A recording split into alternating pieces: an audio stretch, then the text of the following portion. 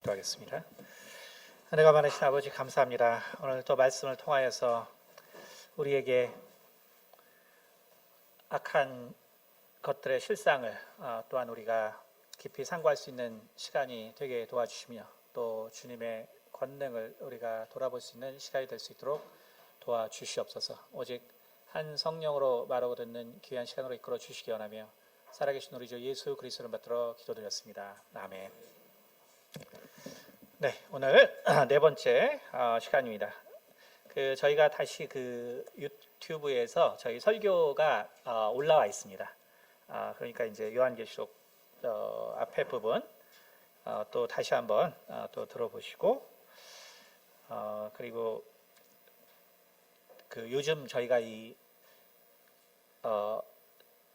곧 부활절도 있고 해서 저희가 다시 한번 이렇게 또 찬양에 대해서 여러분이 또 생각할 수 있는 시간을 가지면 좋을 것 같습니다. 그래서 다윗의 찬양 동영상에 보면 1, 2, 3, 4가 있거든요.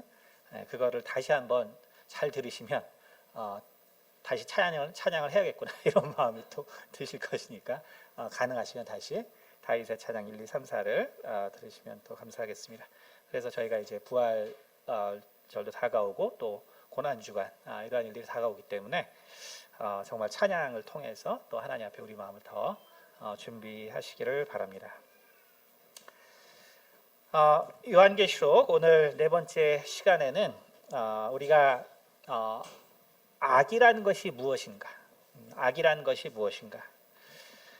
사실 우리가 악에 대해서 참 많이 알고 싶어 하거든요. 악의 실상이 무엇인가, 도대체 악의 실체가 무엇인가. 근데 이제 사람들은 결국은 그 악의 실체를 다른 곳에서 찾습니다. 세상의 다른 곳에서. 아무리 찾아봤자 이제 뭐가 실제인지 잘 몰라요. 이제 그래도 그나마 이제 철학자들은 이제 악이 무엇인가를 설명해주고 또 그것이 인간과 어떤 관계가 있는가 이러한 것을 설명해 줍니다. 그래서 인간이 어떠한 이렇게 공동체를 만들어서 살아갈 때, 그럴 때 우리 인간에게 우리가 삼가해야 될 것들, 또 결국은 윤리적으로 지켜야 되는 것들, 이런 것에 반하는 것을 이렇게 악이라고 이야기해주고, 우리가 그나마 이제 그것을 통해서 악이라는 것이 참 그런 것이구나, 그나마 이렇게 우리가 알고 살아갑니다. 그러나 또 어느 종교에 가면, 불교나 이러한 동양적 종교로 가면은 또 악이라는 것은 또 원래 없는 거거든요. 없기 때문에 참 이 악이라는 것이 정말 있는가 없는가 많은 고민을 합니다. 안타까운 것은 우리가 성경을 보고도 악이라는 것이 무엇인가를 많이 헤맨다는 거죠. 악이라는 것이 무엇인가. 그래서 우리가 요한계시록이 우리 신앙에서 아주 도움이 되는 것 중에 하나는 뭐냐면 바로 모든 악의 실상, 모든 악의 실상이 결국은 요한계시록에 나온다는 것입니다. 이것이 우리가 요한계시록을 우리가 잘 상고하고 또 묵상하면 우리에게 유익한 부분입니다. 사실은 제 개인적으로는 바로 이 악에 대한 묵상과 그리고 믿는 성도들에 대한 예수 그리스도의 전폭적인 그리고 완전한 승리. 사실 이거 외에는 이제 우리가 요한계시록에서 이렇게 볼 것은 없습니다. 어쨌든 우리가 악에 대해서 그래서 알기 원하면은 요한계시록에 나온 그 모든 심판받는 자들에 대해서만 살펴보면 됩니다. 계속 말씀드리지만 이 요한계시록은 예수님의 계시거든요. 예수님이 계시고 그리고 이 마지막에 하나님을 대적했던 모든 악한 존재들에 대한 심판이에요. 그러니까 여러분이 악에 대해서 알고자 할 때 다른 데서 답을 찾을 필요가 없어요. 다른 곳에서는 모릅니다. 철학이나 다른 종교나 혹은 다른 사상에서는 사실은 악이 뭔지도 잘 몰라요.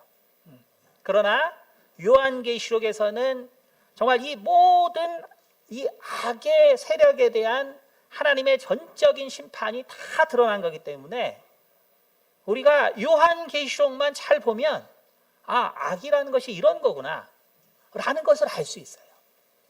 그래서 악에 대해서 이렇게 잘 설명해주고 이렇게 잘 분별해주는 책이 있는데 우리가 항상 이 성경을 보면서도 악이 무엇인가를 헤매면 안 되겠죠. 안 됩니다.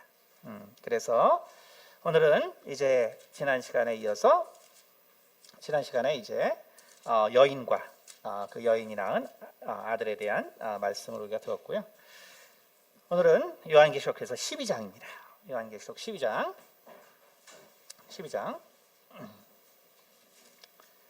네, 요한계시록 12장. 네. 12장에 보면 이제 바로 7절 하늘에 전쟁이 있으니 미가엘과 그의 사자들이 용과 더불어 싸운다라고 이야기하고 있습니다. 그래서 그의 용과 그의 사자들도 싸우나 결국 이기지 못하여 다시 하늘에서 그들이 있을 곳을 얻지 못한지라. 큰 용이 내어 쫓기니 옛뱀 곧 마귀라고도 하고 사단이라고도 하며 온 천하를 꿰는 자라. 그가 땅으로 내쫓기니 그의 사자들도 그와 함께 내쫓기니라. 그래서 이 용이 내쫓깁니다. 그렇죠? 이것이 바로 사단이었다. 이렇게 이야기를 합니다. 근데 이 용의 모습이 나오는데 거기 이제 12장 3절에 나오죠. 바로 이 사단의 모습이 어떠냐면 하늘에 또 다른 이적이 보이니라. 보라, 한 큰 붉은 용이 있어 머리가 7이요 뿔이 10이라. 그 여러 머리에 7 왕관이 있는데, 그렇죠? 그래서 바로 이 용의 모습이 어떻게 요한이 영적으로 보았냐면 바로 머리가 7이고 뿔이 10이다라고 말했습니다. 이건 이제 요한계시록 뒤에 나오지만 이것은 결국 나라와 결국은 왕들을 상징한다라고 요한이 나중에 자세히 풀고 있죠. 근데 이제 이 용을 누가 타고 있나 보겠습니다. 요한계시록 17장 요한계시록 17장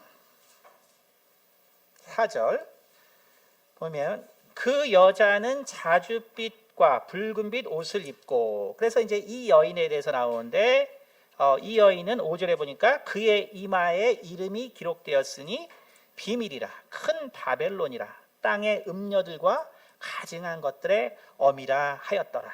그렇죠? 그래서 이제 뭐 이 부분은 우리가 또 나중에 하겠지만 그래서 바로 이 여인이 있는데, 근데 이 여인이 뭐를 탔냐면 3절에 17장 3절에 곧 성령으로 나를 데리고 광야로 가니라. 내가 보니 여자가 붉은빛 짐승을 탔는데, 그렇죠? 그 짐승의 몸에 하나님을 모독하는 이름들이 가득하고 7머리와 10뿔이 있더라. 이렇게 돼 있죠. 그렇죠? 그래서 근데 아까 분명히 사단을 붉은 용이라고 그랬는데 이 여인이 지금 붉은 용을 타고 있어요. 그렇죠? 타고 있습니다. 그리고 7머리와 10뿔이 있습니다. 근데 이제 이 짐승의 특징이 뭐냐면 8절 내가 본 짐승은 전에 있다가 지금은 없으나 장차 무적행으로부터 올라와 멸망으로 들어갈 자니. 그렇죠? 그래서 이 짐승의 본질은 뭐냐면 나중에 무적행으로 들어갔다가 다시 올라올 자예요. 그러면 나중에 무적행으로 들어갔다 다시 올라올 자가 누구냐면은 요한계시록 20장 한번 보겠습니다. 요한계시록 20장. 또 내가 봄에 천사가 무적행의 열쇠와 큰 쇠사슬을 그의 손에 가지고 하늘로부터 내려와서 용을 잡으니 곧 옛 뱀이요 마귀요 사탄이라. 잡아서 1000년 동안 결백하여 무적행에 던져 넣어 잠그고 그 위에 임봉하여 1000년이 차도록 다시는 만국을 미혹하지 못하게 하였는데 그 후에는 반드시 잠깐 노일이라. 그렇죠? 그래서 결국 이 붉은 용, 그래서 성경에 나오는 이 악의 근원의 첫 번째는 바로 사단입니다. 근데 이 사단은 바로 붉은 용으로 기록되어 있고, 그리고 머리가 7이고 10뿔을 가졌어요. 그런데 하늘에서의 전쟁에서 결국은 패배해서 바로 이 땅에 내려오는데, 그 이 땅에 내려와서 누가 그 용을 타냐 하면은 바로 음녀가 탄다. 곧 바벨론이다 라고 이야기하고 있죠. 그 음녀가 타는데, 근데 그 용은 바로 반드시 나중에 한번 무적에게 들어갔다가 다시 놓여서, 그래서 마지막 심판을 받을 것이다, 이렇게 이야기하고 있습니다. 뭐 내용이 좀 복잡하죠. 복잡한 것이 아니고, 우리가 이것을 잘 보면 사단의 특징을 알 수 있어요. 그러니까 사단의 특징은 뭐냐면, 사단의 특징은 여러분이 이제 이 요한계시록을 다시 한번 잘 읽어보시면서 이 말을 기억하시면 되는데, 사단의 특징은 뭐냐면, 사단의 특징은 바로 인간을 직접적으로 상대해서 해를 끼치지 않는다는 거예요. 여러분 이 사실을 잘 아셔야 합니다. 우리가 이 영적인 존재들이 있죠. 영적인 존재들. 근데 이 영적인 존재들의 특징은 뭐냐면, 우리를 직접적으로 사실상 해를 가하지 않아요. 근데 왜 직접적으로 해를 가하지 않냐면, 그것은 하나님께서 지켜주고 있기 때문에 그래요. 이것을 우리가 좀 이해하셔야 합니다. 우리가 요즘 그 영의 세계에 대해서 수요 예배 때 하지만, 이 영적인 존재는 우리 인간보다 훨씬 우월합니다. 우월해요. 그렇기 때문에 만약에 이러한 영적인 존재가 우리랑 직접 싸운다면 우리 인간 중에서는 그것을 버텨낼 재간이 없습니다. 실제로. 그렇기 때문에 우리가 데살로니가 후서 보겠습니다. 데살로니가 후서 2장, 데살로니가 후서 2장입니다. 제가 읽어드리겠습니다. 2장 1절부터. 형제들아, 우리가 너희에게 구하는 것은 우리 주 예수 그리스도의 강림하심과 우리가 그 앞에 모임에 관하여 영으로나 또는 말로나 또는 우리에게서 받았다 하는 편지로나 주의 날이 이르렀다고 해서 쉽게 마음이 흔들리거나 두려워하거나 하지 말아야 한다는 것이다. 누가 어떻게 하여도 너희가 미혹되지 말라. 먼저 배교하는 일이 있고 저 불법의 사람 곧 멸망의 아들이 나타나기 전에는 그날이 이르지 아니하리니. 그러니까 여기서 이제 곧 말하겠지만 이 멸망의 아들은 이 용이 아니에요. 멸망의 아들은 이 사단은 아닙니다. 이제 곧 나중에 또 설명해 드릴게요. 그는 대적하는 자라 신으로 불리는 모든 것과 숭배함을 받는 것에 대항하여 그 위에 자기를 높이고 하나님의 성전에 앉아 자기를 하나님이라 내세우느니라. 내가 너희와 함께 있을 때 이 일을 너희에게 말한 것을 기억하지 못하느냐. 너희는 지금 그로 하여금 그의 때에 나타나게 하려 하여 막는 것이 있는 것을 아나니 불법의 비밀이 이미 활동하였으나 지금은 그것을 막는 자가 있어 그 중에서 옮겨질 때까지 하리라. 그때 불법한 자가 나타나리니 주 예수께서 그 입의 기운으로 그를 죽이시고 강림하여 나타나심으로 패하시리라. 그렇죠? 그래서 결국 이 사단, 이 악한 영들, 특히 영적인 이 존재들의 활동은, 이 영적인 존재들의 활동은 이것은 6절에 있는 것처럼 그로 하여금 그의 때에 나타나게 하려 하여 막는 것이 있기 때문에, 그래서 우리가 사실은 견디는 거지, 이러한 그 악한 영들이, 영적 존재들이 인간을 괴롭히면 인간은 그 견딜 재간이 사실 없습니다. 우리가 이 다윗이 하나님 앞에 범죄했을 때 인구조사를 하다가 하나님께서 재앙을 내리시죠. 천사가 재앙을 내리니까 뭐 수만 명이 죽는단 말이에요. 그렇죠? 그 다음에 이스라엘의 그 여호사밧의 전쟁이나 이런 걸 볼 때 천사들이 역사하면 수십만 명의 군대도 그 다음 날 다 죽거든. 그러니까 만약에 이러한 영적 존재들이 인간과 싸움을 한다 그러면 인간은 사실 그걸 이겨낼 수 있는 그 방법이 없습니다. 그러나 하나님께서 막으시기 때문에 이 영적 존재는 인간과 직접적으로 싸울 수는 없어요. 그렇기 때문에 항상 이 영적 존재는 그래서 이 세상에서 자기를 대신해서 싸워줄 존재가 필요합니다. 그러니까 이게 이제 공정한 어떤 룰이죠. 다시 말해서 하나님께서 또 마찬가지예요. 하나님도 우리 인간을 그냥 그냥 꿈에 나타나거나 혹은 뭐 하늘에서 그 모습을 보여주시거나 하면은 우리가 다 하나님 믿겠죠. 그러나 그러지 않고 바로 당신의 사자들을 통해서 당신의 사람들을 통해서 전도하시게 하는 것처럼 사단도 마찬가지예요. 사단도 자기 스스로가 인간과 싸우는 것을 하나님께서 막으시기 때문에 사단 역시 자기를 대신해서 이 일을 해줄 존재가 필요합니다. 일단 우리가 그래서 이 사실을 알아야 합니다. 그래서 우리에게 중요한 것은 뭐냐면 이 악한 영들이 그래서 무서운 것은 뭐냐면 그들이 우리의 육체를 해서가 아니라 그들은 영적 존재이기 때문에 그 대신에 우리의 마음을 지배하려고 듭니다.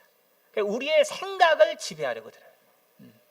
그래서 이 사단이 그리고 마귀가 우리에게 있어서 두려운 것, 그리고 그 귀신들이 두려운 것은 뭐냐면 그 무서운 어떤 모습, 우리가 잘못 생각하고 있는 그런 모습들이 아니고 또 우리를 혹시 해할 수 있을까 하는 그런 것들이 아니라 바로 우리의 생각을 미혹하는 데 있는 거예요. 우리의 생각을 미혹하는 데 있습니다. 다시 말하면 음녀가 어디에 앉았냐면 바로 용을 타고 있었거든요. 그럼 음녀는 무엇을 상징하냐면은 결국 인간의 바로 이 세상의 시스템을 상징해요. 근데 그 시스템이 왜 왜곡됐냐면 바로 용을 타고 있기 때문에 그래요. 다시 말하면 그 용의 생각, 곧 사단의 생각 때문에 그렇게 문제가 되는 것입니다. 다시 말해서 우리가 항상 하나님의 말씀에 집중해야 되고 우리가 성경을 묵상해야 되는 이유는 바로 사단이 우리 가운데 그리고 마귀가 우리 가운데 하나님과 대적하게 하고 하나님을 잊어버리게 하는 방법이 바로 우리의 생각을 미혹시키는 데 있기 때문에 그렇습니다. 그래서 바로 그들의 이 사단의 가장 우리가 조심해야 될 것은 우리의 마음과 생각을 지키는 것이다. 그 마음과 생각은 오직 우리가 하나님의 말씀으로부터 지킬 수 있다라는 것을 아셔야 합니다. 자, 이 사단은 그래서 결국 이 땅에서 인간과 전쟁을 하려고 한다면 그래서 대리자가 필요해요. 대리자가 필요합니다. 그래서 바로 13장에 나온 이 짐승이 바로 이제 그 짐승입니다. 보면 내가 보니 바다에서 한 짐승이 나오는데 뿔이 10이요 머리가 7이라. 그러니까 실은 바로 그 사단의 모습과 똑같아요. 사실 순서만 바뀌었어요. 머리가 7이요 뿔이 10이라고 했는데 순서만 바뀌었죠.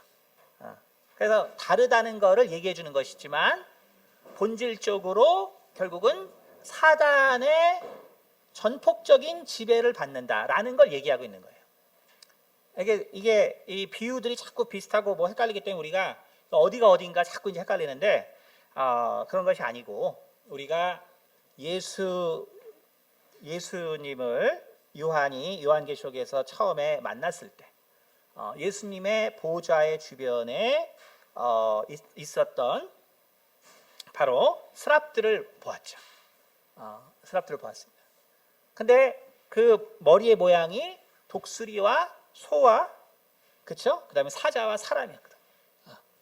근데 결국 하나님의 주위에 있었던 그 스랍들, 다시 말해서 하나님의 뜻을 이제 행하는 자들이 결국 이 땅에서 그들은 하나님의 보좌에서 하나님을 경배해야 되는 임무가 있기 때문에 그들이 이 땅에서 인간과 대해서 할 때는 그룹들이 했단 말이에요.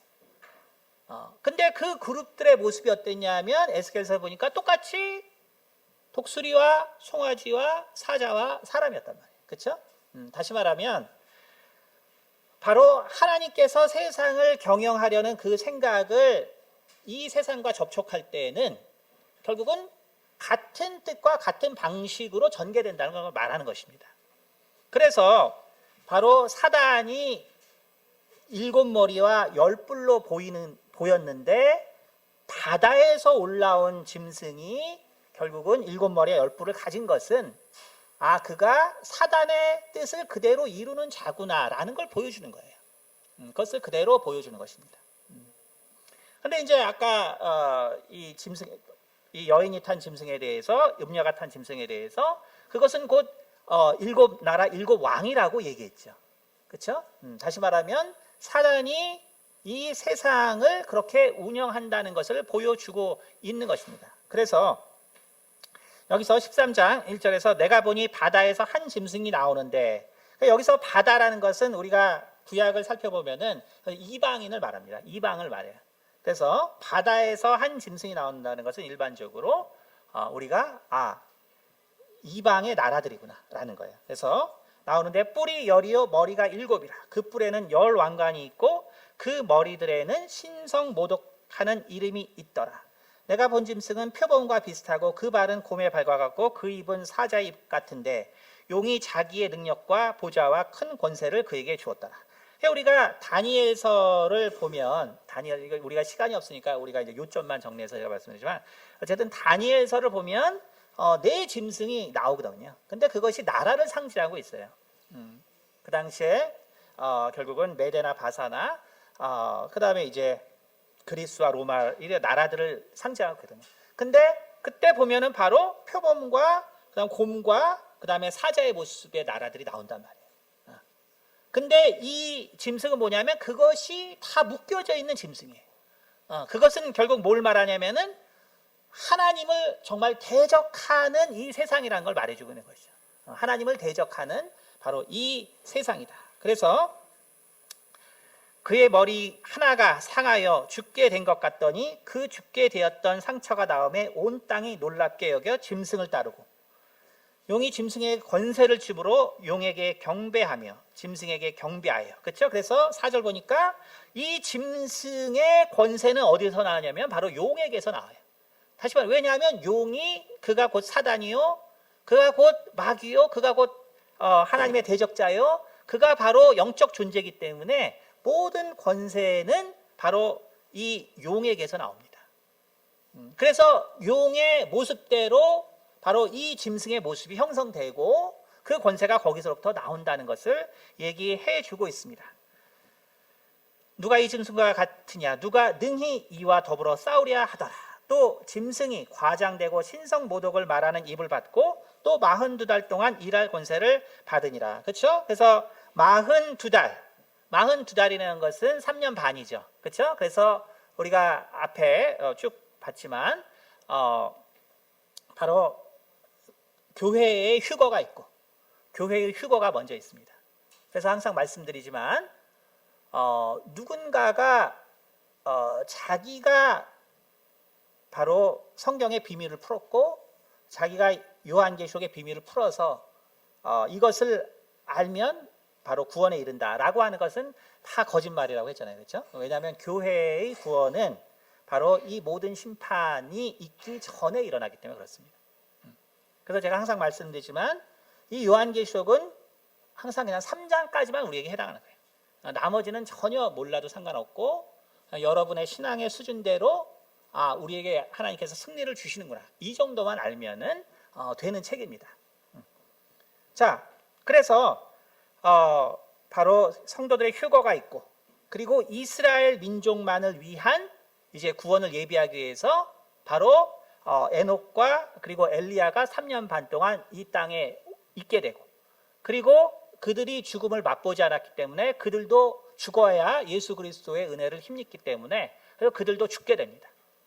그리고 나서 이제 바로 그 3년 반을 마치고 이 짐승들이 올라와서 본격적으로 이제 마지막 남은 자들, 다시 말해서 세상에 있었으나 하나님을 알지 못했던 자들이 마지막으로 구원받을 기회가 주어지게 되는 것이 바로 이 짐승이 올라오게 되는 때입니다.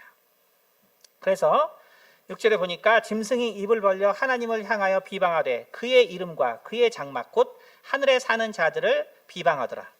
또 권세를 받아 성도들과 싸워 이기게 되고 각 족속과 백성과 방언과 나라를 다스리는 권세를 받으니 죽임을 당한 어린 양의 생명책의 창세 이후로 이름이 기록되지 못하고 이 땅에 사는 자들은 다 그 짐승에게 경배하리라. 그래서 바로 이러한 마지막 전쟁을 예비하는 것이 바로 이 짐승의 일입니다. 자, 그래서 그 다음에 또 11절. 근데 두 번째 짐승이 나타납니다. 11절. 내가 봄에 또 다른 짐승이 땅에서 올라오니.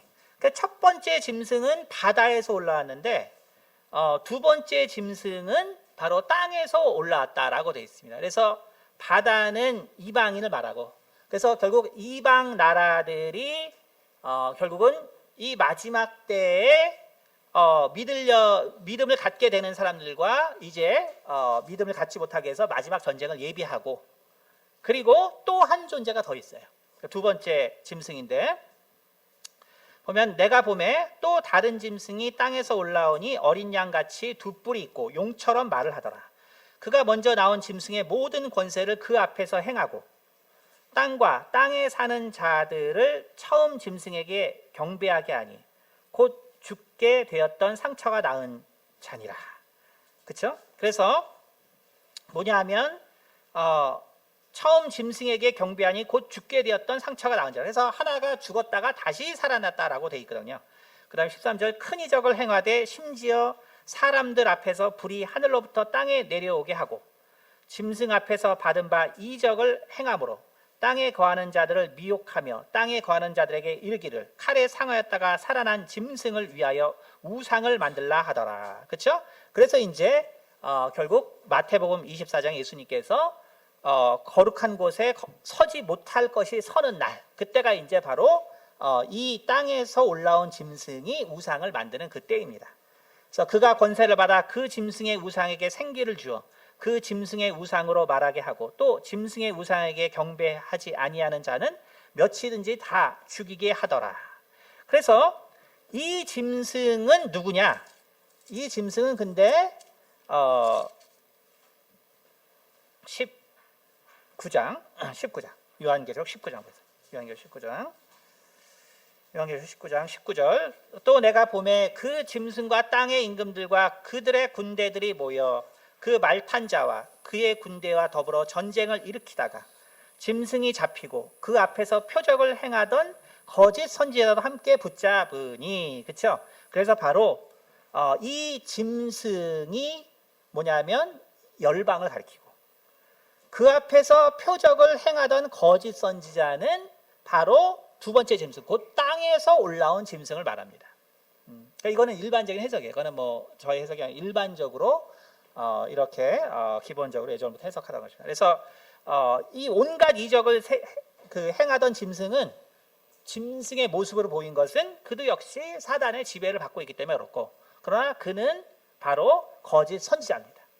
그래서 그가 결국은 멸망의 아들. 근데 멸망의 아들은 원래는 사단이죠. 그러나 대리자로서 멸망의 아들로 나타나는 것입니다. 그래서 결국 우리가 이 악의 그래서 실체의 첫 번째는 사단이고, 그 다음에 사단은 이 세상에서 역사할 때 대리자가 있어야 돼요. 그래서 결국 사람의 마음을 미혹해서 먼저 열방을 미혹해서 결국 그리스도를 대적할 무리들, 나라들을 선택합니다. 그리고 이 두 번째는 땅에서 올라왔다 그랬는데 성경은 항상 대꾸기 때문에 이 땅이라는 것은 이스라엘을 말해요. 일반적으로 이스라엘을 말합니다.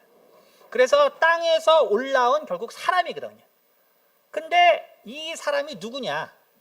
이 사람이 왜 멸망의 아들이라고 표현하냐면 우리가 이 요한계시록 앞에 보면 14만 4천 명이 나오는데, 근데 여러분이 14만 4천 명을 잘 보면은 거기서 빠진 족속이 있어요. 무슨 족속이죠? 단 족속이거든요. 단. 그러니까 원래 12지파의 사람들이 다 동일하게 12,000명씩 들어와야 되는데, 근데 보시면 알겠지만 단 지파가 빠졌거든요. 그래서 많은 성경학자들은 바로 이 선지자는 바로 이스라엘 가운데 그 중에서도 단 지파에서 나오게 돼 있다라고 얘기하는 것이 바로 그러한 이유 때문에 그렇습니다. 그래서 결국 이 선지자는 결국은 능력을 받아서 그래서 뭐예요? 이 땅은 세상을 지배한다고 생각할 때 이 선지자는 결국 사단의 생각과 사상을 심어주는 사람입니다. 그래서 결국은 우상을 만들어서 결국은 섬기게 하는 거죠. 그래서 여러분이 구조를 생각해 보면 기본적으로 사단이 있고 그리고 사단이 이 땅에서 역사하기 위해서 바로 이 이방 사람들의 그것을 그 체계를 다스리고 그리고 바로 선지자가 있어서 바로 이방인들의 마음을 결국 미혹해 하고 그리고 그렇게 해서 생긴 세상이 바로 음녀인데 결국 그 음녀가 그렇게 된 것은 바로 용을 타고 있기 때문에 용은 결국은 사단이죠. 그래서 이것이 복잡한 것이 아니라 우리가 하나님께서 역사하는 방법을 그대로 생각해 보면 사단도 그렇게 역사하는 거예요.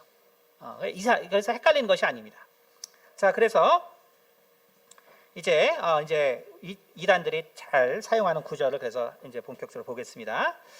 그래서 13장 15절 보면 그가 권세를 받아 그 짐승의 우상에게 생기를 주어 그 짐승의 우상으로 말하게 하고 또 짐승의 우상에게 경배하지 아니하는 자는 몇이든 다 죽이게 하더라. 그가 모든 자 곧 작은 자나 큰 자나 부자나 가난한 자나 자유인이나 종들에게 그 오른손에나 이마에 표를 받게 하고 누구든지 이 표를 가진 자 외에는 매매를 못하게 하니 이 표는 곧 짐승의 이름이나 그 이름의 수라. 지혜가 여기 있으니 총명한 자는 그 짐승의 수를 세어보라. 그것은 사람의 수니 그의 수는 666이니라. 참 재미있는 얘기가 나오는데요. 이게 참 종교의 힘이라는 것이 얼마나 크냐 하면 이게 뭐 종교를 믿지 않는 사람에게는 뭐 아무렇지도 않지만요. 종교를 가진 사람에게 있어서는 종교의 힘이라는 것은 어마어마합니다. 어느 정도 어마어마냐면 혈육보다도 더 강해요. 종교의 힘. 사실은. 그래서 혹세무민이라는 말. 네? 그래서 중국에서 혹세무민이라는 말이 보면 다 종교적 지도자들이 사람들을 미혹할 때 나온 말이에요. 혹세무민. 그 원래 그런 데서 나온 거죠. 그러니까 단지 뭐 어떤 다른 나라, 다른 적을 말하는 것이 아니고 정말 이 사교로 사람들을 미혹해 하는 사람들. 그러니까 제가 이제 그 90년대 초에 예수를 믿고 그때는 막 이제 막 그 휴거 1992년 뭐 휴거가 일어난다 막 했기 때문에 뭐 성경도 잘 모르는데 막 이제 휴거에 대한 소리 막 들었거든요. 근데 그 중에 제일 많이 들은 게 뭐냐면 이 666. 이게 뭐 오른손에나 뭐 표 받으면 안 된다. 근데 이제 그 무슨 일 때문에 하여간 이제 놀이동산에 갔어요. 아마 그게 과천 서울랜드인지 뭐 어디지 같은데. 근데 그때 처음 이렇게 막 이 바코드 같은 거를 손에다가 막 채워줬거든요. 그러니까 그때 이제 제 기억으로 아마 뭐 우리 대학부에서 간지 어디 간지 했는데 이거 뭐지? 이거 차면 되나 안 되나? 그래가지고 그 와중에는 나는 이런 거는 이런 것까지 차고 나는 못 논다. 그래서 돌아간 학생들도 있습니다. 그러니까 여러분 이게 종교의 힘이라는 게 어마어마한 거예요. 근데 이제 또 그것까지는 또 괜찮은데 또 미국에 가니까 거기는 또 뭐 보이지도 않는데 형광 물질을 이렇게 발라주더라고요. 그래가지고 거기도 또 들어가야 되나 말아야 되나 고민하는데 또 자기는 이런 데는 안 가겠다고 또 가는 사람이 있습니다. 여러분 그래서 종교의 힘이라는 거는 무서워요. 그게 내가 안 놀고 말지 이런 표까지 받아가면서 난 안 놀고 이게 과연 바른 신앙일까요? 그러니까 우리가 이게 잘못된 가르침이라는 것이 얼마나 우리의 인생을 이상한 데로 이끄는가. 그냥 대표적인 예입니다. 자, 우리가 신명기 6장 신명기 6장 가보겠습니다. 신명기 6장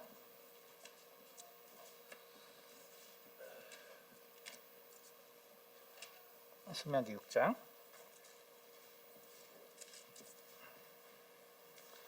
네, 쉐마에 대한 규율이죠. 우리가 예전에 한번 설교했지만 이스라엘 사람들은 유대인들은 항상 아침에 일어나면은 이 쉐마의 명령을 지키죠. 그래서 바로 이 신명기 6장 이 4절부터의 말씀과 그 다음에 이제 신명기 또 11장의 말씀, 그 다음에 이제 민수기 15장의 말씀을 맨날 읽고 이제 시작하죠, 그렇죠?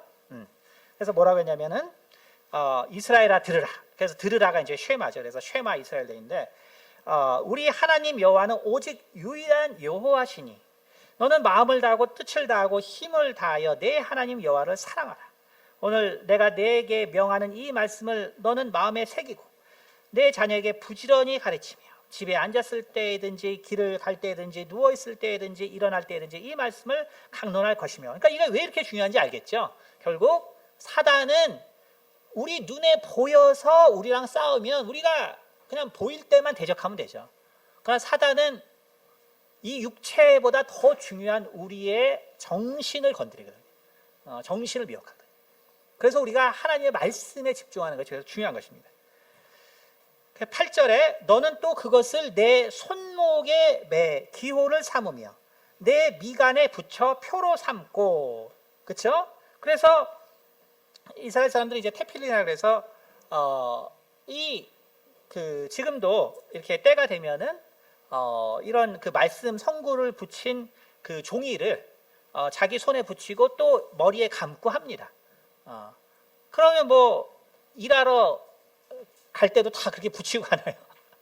유대인들 저도 뭐 미국에서 많이 봤지만 한 명도 뭐 손에 뭐 감고 이마에 뭐 두른 사람 못 봤거든요. 그러니까 이건 뭐냐 하면 결국 이 손이라는 것은 행실을 말하고 그 다음에 이제 미간이라는 것은 우리가 그 제3의 눈이라고 하지만 결국 우리의 생각을 말하는 거예요. 생각.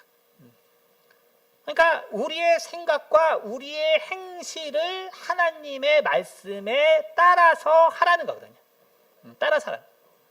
그러니까 여러분이 그래서 이게 자꾸 성경을 잘 안 읽기 때문에 우리가 그러는데 이게 특별한 말씀이 아니에요. 그래서 요한계시록 13장 16절에 그가 모든 자 곧 작은 자나 큰 자나 부자나 가난한 자나 자유인이나 종들에게 그 오른손에나 이마에 표를 받게. 그래서 오른손에나 이마에. 근데 사람은 그럼 뭐 왼손잡이도 있고 오른손잡이도 있는데 뭐 그러니까 성경은 그냥 아무 쪽이나 양손에 이렇게 얘기한 것이고 그리고 두 쪽 두 개 다 해야 되고 그리고 이마에. 그래서 하나님은 그래서 결국 믿음과 행함이 일치하는 걸 원하시는 걸 말하는 거예요. 근데 사단은 이게 이제 운영 방식이 다르죠. 그러니까 어떻게 되냐면은 어떤 사람은 손에만 하면 돼요. 이건 뭐냐면 바로 땅에서 올라온 짐승들은 행동만 결국은 이렇게 대적해서 하면 되는 것이고 행동해 주면 돼요. 어떠한 사람은 이마에 선지자처럼 이 거짓 선지자처럼 결국은 하나님의 대적하는 생각들을 전해주는 사람은 결국 이마에만 하면 되는 것이고. 그러니까 이거는 정말로 하는 것이 아니고 결국은 그들의 행동이나 생각이 하나님을 대적한다라는 것을 이야기하고 있는 것입니다. 그래서 18절에 그래서 요한이 뭐라고 말하냐면 지혜가 여기 있으니 총명한 자는 그 짐승의 수를 세어보라 그랬어요. 네? 그러니까 지혜가 있어요. 그러니까 우리가 성경을 보면 지혜가 생기고 총명해지죠. 그러니까 성경을 여러분이 많이 봤으면 스스로 지혜롭고 총명한 거니까 확신을 가지고 이거를 보면 되는데 성경을 그렇게 많이 읽었으면서 또 이수는 뭐지 이런 그게 아니고 여기 그냥 너희들은 지혜가 있으니까 너희들은 그러니까 믿는 자니까 이걸 금방 알 수 있다 해서 한 게 뭐냐면 그 짐승의 수를 세어보라. 그것은 사람의 수니. 이게 설명도 다 돼 있거든요. 이게 참 웃긴 게 이거는 이제 우리가 결국은 딴 게 아니고 우리가 이제 유대인이 아니기 때문에 유대인들이 가리키는 유대인들은 이제 숫자에 대한 모든 글자가 수에 연결돼 있어요. 그것은 뭐 우리가 운명학의 본질에도 했지만 동양도 마찬가지죠. 사물에 이게 숫자가 붙어 있죠. 다 관계돼 있죠. 그러니까 옛날 전통적인 거예요. 그 인간의. 그러니까 유대인들이 보통 생각하던 게 있는데 그게 뭐냐 하면 사람의 수라 그랬어요. 그러니까 유대인들에게서 사람의 수는 뭐냐면 6이에요. 6. 다른 게 아니에요. 유대인이 사람을 나타낼 때는 그 수가 6이에요. 근데 그게 뭐라 그랬어요? 우리가 창세기 6장에 보면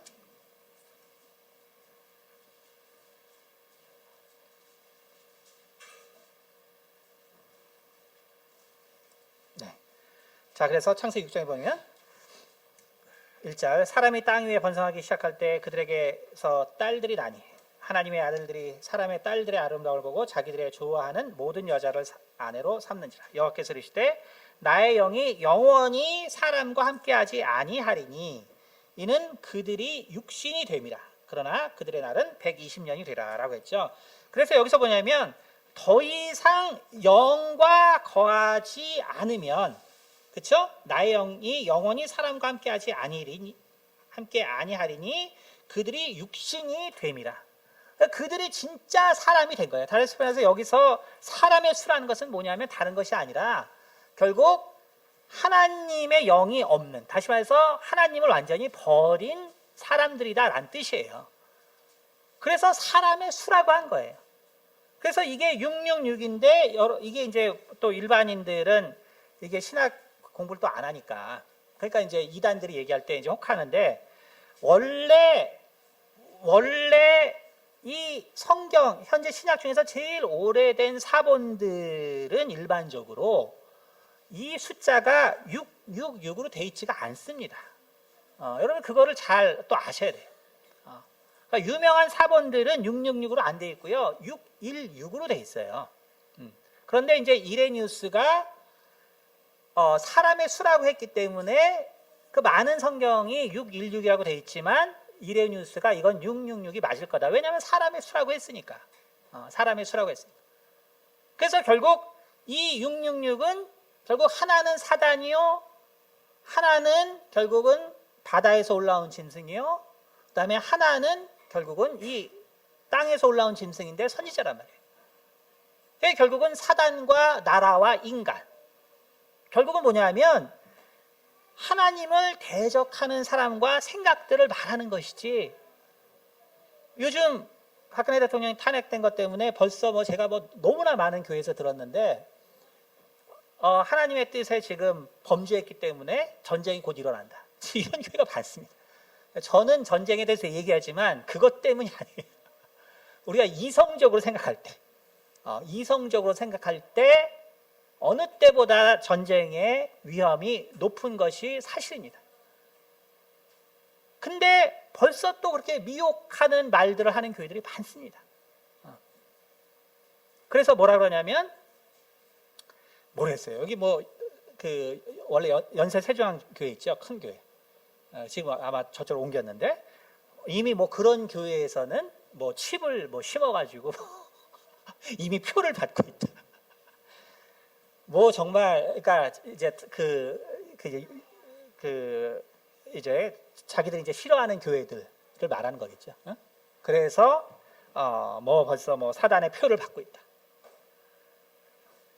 그리고 이제 여러분, 현재는 생체 칩을 아직은 삽입을 못 하고 있어요. 왜냐하면 면역 반응도 있고, 인간은 개보다 오래 살죠. 개는 생체 칩을 넣어요. 왜냐하면 그 생체 칩을 넣어도 한 10년 정도는 그래도 가능해요. 근데 인간은 100년씩 사는데 그거 칩 넣으면 이게 손 장애되죠. 그러나 언젠가는 쓰겠죠. 근데 그거를 받는다고 해서 전혀 문제가 되지 않습니다. 우리는 되게 이제 어리석은 것이죠. 어리석은 거예요. 어리석은 것입니다.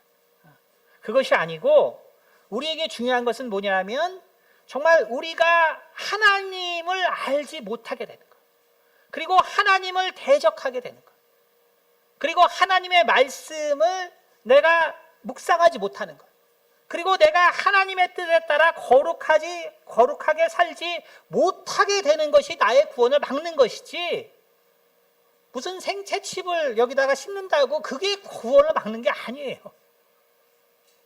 우린 정말 어리석은 미혹에서 벗어나야 합니다.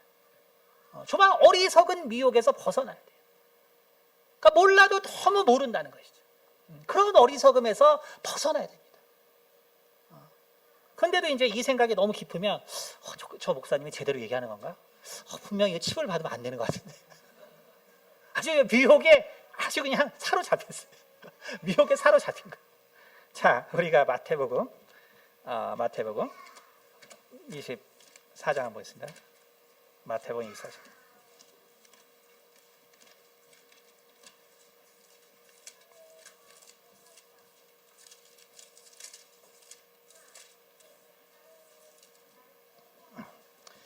(24장) 3절 제가 읽어드렸습니다. 예수께서 갈만산 위에 앉으셨을 때 제자들이 조용히 와서 이르되 우리에게 이르소서 어느 때 이런 일이 있겠사오며 또 주의 임하심과 세상 끝에는 무슨 징조가 있사오리까. 예수께서 대답하여 이르시되 너희가 사람의 미혹을 받지 않도록 주의하라. 많은 사람이 내 이름으로 와서 이르되 나는 그리스도라 하여 많은 사람을 미혹하리라. 난리와 난리 소문을 듣겠으나 너희는 삼가 두려워하지 말라. 이런 일이 있어야 하되 아직 끝은 아니니라. 민족이 민족을 나라가 나라를 대적하여 일어나겠고 곳곳에 기근과 지진이 있으리니 이 모든 것은 재난의 시작이라. 그때 사람들이 너희를 환난에 넘겨주겠으며 너희를 죽이리니 너희가 내 이름 때문에 모든 민족에게 미움을 받으리라. 그때 많은 사람이 실족하게 되어 서로 잡아주고 서로 미워하겠으며 거짓 선지자가 많이 일어나 많은 사람을 미혹하겠으며 불법이 성함으로 많은 사람의 사랑이 식어지리라. 그러나 끝까지 견디는 자는 구원을 얻으리라. 이 천국 복음이 이 모든 민족에게 증언되기 위하여 온 세상에 전파되리니 그제야 끝이 오리라. 그러나 너희가 선지자 다니엘이 말한 바 멸망에 가증한 것이 거룩한 곳에 선 것을 보거든. 그래서 결국 이 세상 항상 예수님의 말씀에 어려운 것은 뭐냐면 여러 가지 일들을 동시에 말씀하시고 그것이 순차적으로 시행되기 때문에 이 성경 말씀 어려워요. 그러나 예수님이 그렇게 말씀하신 것은 예수님은 시공을 초월해서 바라보시기 때문에 그렇죠. 영이신 분이시기 때문에. 근데 마지막은 뭐냐 하면 그래서 이 멸망에 가증한 것이 서야 돼요. 그렇죠? 그래서 아까 그 땅에서 올라온 짐승이 우상을 만들어서 섬기게 하거든요. 그렇죠? 그때 유대인에 있는 자들은 산으로 도망할지어다. 지붕 위에 있는 자는 집 안에 있는 물건을 가지러 내려가지 말지며 밭에 있는 자는 겉옷을 가지러 뒤로 돌이키지 말지어다. 너희가 도망하는 일이 겨울에나 안식일이 되지 않도록 기도하라. 이는 그때의 큰 환난이 지금 있습니다. 창세로부터 지금까지 이런 환난이 없었고 후에도 없으리라. 그날들을 감하지 아니하면 모든 육체가 구원을 얻지 못할 것이나 그러나 택하신 자들을 위하여 그 날을 감하시리라. 그때 사람이 너희에게 말하되 보라 그리스도가 여기 있다 혹은 저기 있다 하여도 믿지 말라. 거짓 그리스도들과 거짓 선지자들이 일어나 큰 표적과 기사를 보여 할 수만 있으면 택하신 자들도 미혹하리라. 보라 내가 너희에게 미리 말하였노라. 그러면 사람들이 너희에게 말하되 보라 그리스도가 광야에 있다 하여도 나가지 말고 보라 골방에 있다 하여도 믿지 말라. 자 27절이 중요하죠. 번개가 동편에서 나서 서편까지 번쩍인 같이 인자의 임함도 그러하리라. 여러분 마지막에 예수님께서 오실 때는 요한계시록 1장에 분명히 말하지만 그를 찌른 자도 보리라 라고 말했어요. 그를 찌른 자도 보리라. 그러니까 2000년에 전에 죽었던 예수님을 찌른 자들도 본다 그랬어요. 다시 말해서 예수님의 재림은 초림처럼 그리고 이단들이 말하는 것처럼 사람들 사이에 태어나서 다시 어떤 비밀을 가르쳐주는 자 가운데 있는 게 아닙니다. 아니라 오늘 예수님이 분명히 말씀하신 것처럼 바로 번개가 동편에서 나서 서편에 번쩍인 같이 예수님의 재림은 지금 살아있는 자나 혹은 음부에 있는 자들이 다 알게 오시는 거예요. 다 알게 오십니다. 여러분 그렇기 때문에 지금 내가 재림 예수고 내가 요한계시록을 해석했고 그래서 구원이 있고 라고 말하는 사람들은 다 이단입니다. 다 이단이에요. 왜냐하면 우리가 모르기 때문에. 그러나 예수님의 마지막 때는 죽은 사람, 음부에 있는 자들조차 알아요. 다시 말해서 이제 그 마지막 전쟁이 예비되고 그리고 마지막 싸움이 예비되면 바로 데살로니가 후서에서 예수님 그 바울이 말한 것처럼 그가 임하셔서 그의 기운으로 결국은 이 악한 영을 결국은 권세를 압도하고 그를 사로잡게 되는 것입니다. 그래서 우리가 마지막으로 요한계시록 20장 보겠습니다. 20장 11절 19장 요한계시록 19장 11절입니다. 제가 읽어드리겠습니다. 또 내가 하늘이 열린 것을 보니 보라 백마가 그것을 탄 자가 있으니 그 이름은 충신과 진실이라.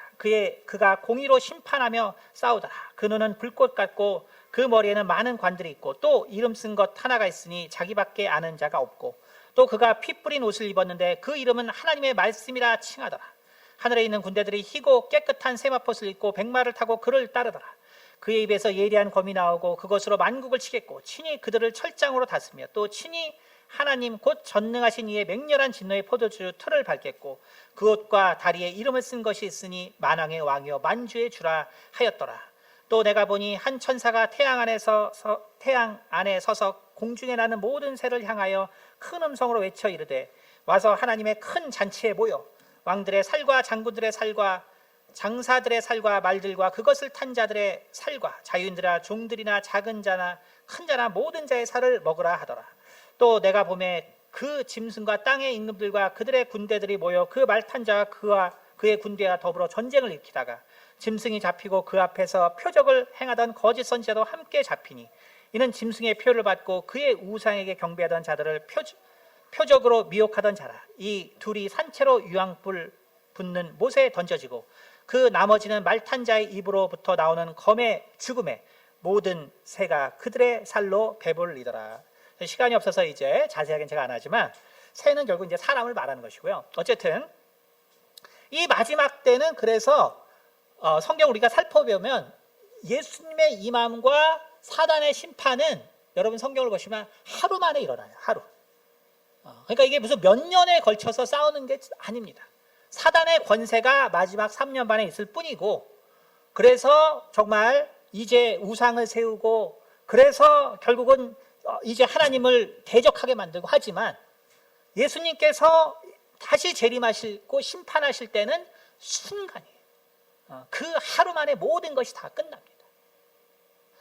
그러므로 우리가 정말 이 계시록을 우리가 어렵게 생각하고 그리고 우리가 이상한 해석들을 많이 보기 때문에 우리가 결국은 이 귀한 믿음을 가지고 허망한 데 빠져버리는 우를 범해서는 안 됩니다. 우리가 이 계시록을 통해서 정말 잘 알 수 있는 것은 그리고 알아야 되는 것은 악한 것의 실상이 이런 거구나. 악한 것의 실상이 이런 거구나. 그런데 결국 이 악한 것이라는 것은 사단이 있고 사단이 지배하는 세상이 있고 사단이 지배하는 사람들이 있는 거구나. 그러니까 그것이 악이라는 것은 그래서 이렇게 분명히 존재하고 그 존재들은 예수 그리스도를 대적하는구나. 그러나 결국 그들은 하나님 앞에서 아무것도 아니라는 것을 깨달아야 합니다. 그들은 하나님 앞에서 아무것도 아니다. 여러분 그들이 얼마나 아무것도 아닌가 우리가 마지막으로 욥기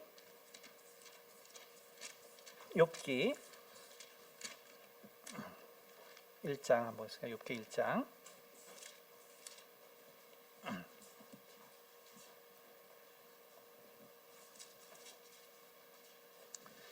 자, 욥기 1장 5절 그들이 차례대로 잔치를 끝내면 욥이 그들을 불러다 성결하게 하되 아침에 일어나서 그들의 명수대로 번제를 드렸으니 이는 욥이 말하기를 혹시 내 아들들이 죄를 범하여 마음으로 하나님을 욕되게 하였을까 함이라. 여기서 뭐냐면 하나님을 저주하였을까 함이라 라는 것입니다. 하나님을 저주하리라 그 염려를 하는 거예요. 또 1장 11절 사단이 이렇게 말합니다. 9절부터 사단이 여호와께 대답하여 이르되 욥이 어찌 까닭없이 하나님을 경외하리이까. 주께서 그와 그 집과 그의 모든 소유물을 울타리로 두르실 때 때문이 아니니까. 주께서 그의 손으로 하는 바를 복되게 하사 그의 소유물이 땅에 넘치게 하셨음이니이다. 이제 주의 손을 펴서 그의 모든 소유물을 치소서. 그리하시면 틀림없이 주를 향하여 욕하지 않겠나이까? 하나님께 욕하지 않겠나이까? 이런 것이죠. 그 다음에 마지막으로 2장 9절 욥의 아내가 말하죠. 그의 아내가 그에게 이르되 당신이 그래도 자기의 온전함을 굳게 지키느냐? 하나님을 욕하고 죽으라. 그가 이르되 그대의 말이 한 어리석은 여자의 말 같도다. 우리가 하나님께 복을 받았은즉 화도 받지 아니하겠느냐고. 이 모든 일이 욥의 입술로 범죄하지 아니라. 그래서 여기 하나님을 욕한다는 말이 세 개가 있어요.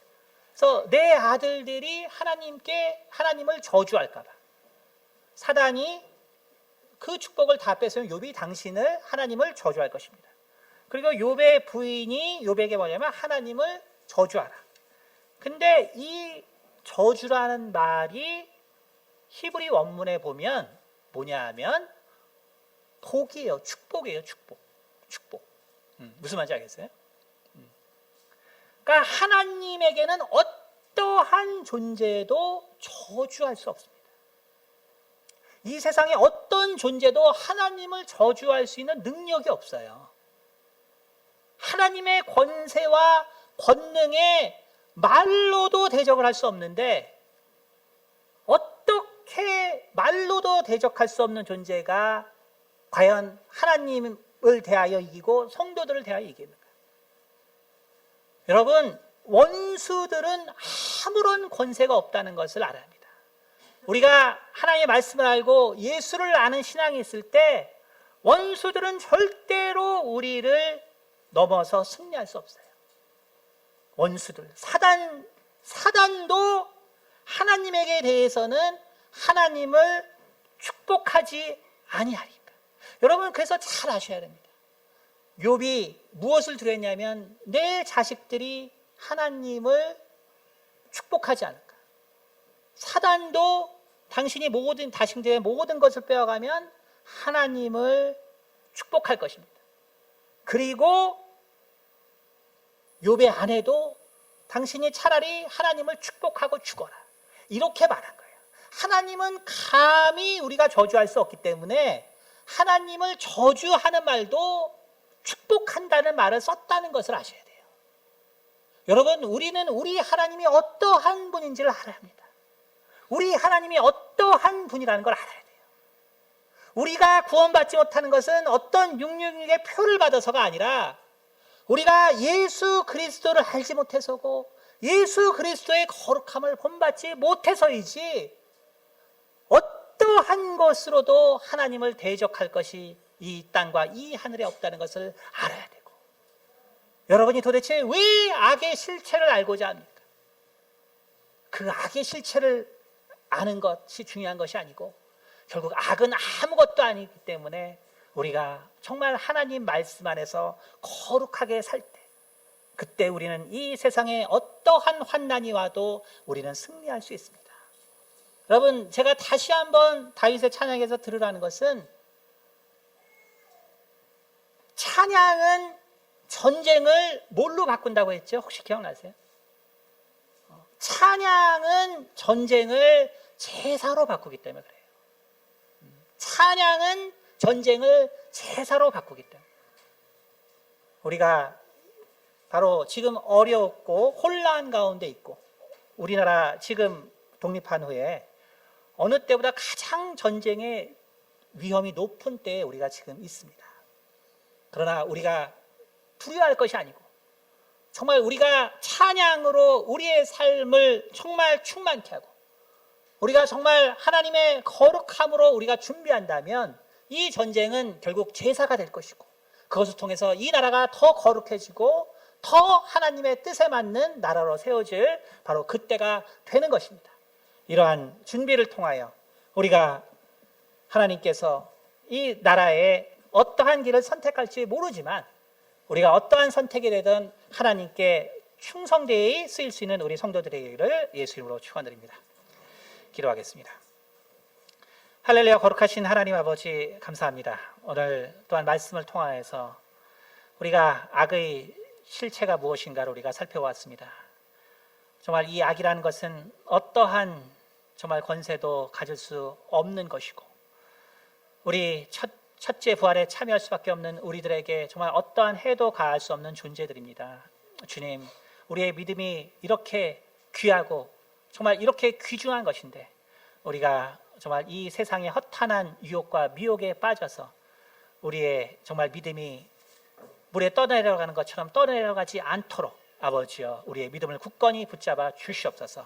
그러므로 이 마지막 때 우리 성도들이 우리 하나님의 귀한 종으로서 모두 다 쓰일 수 있도록 도와주시옵소서.